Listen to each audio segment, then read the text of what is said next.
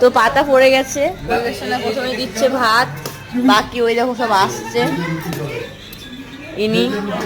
এনার মানে জেদে আমাদেরকে আসতে হয়েছে, এনারা খুব বলেছিল। এতজন মেম্বার, বাপরে।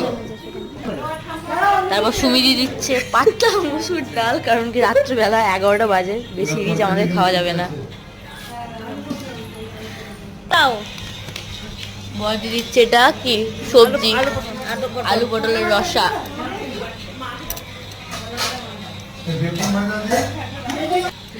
সুকান্ত দা ভাতের বাইরে, তাই জন্য ওয়েট করছে রুটি নিয়ে। সুকান্ত দার খুব ঘুম এসছে, কিছু বলার পরিস্থিতি নেই, বসতে আছে চোখ মুখ দেখে, সারাদিন জার্নি করেছে।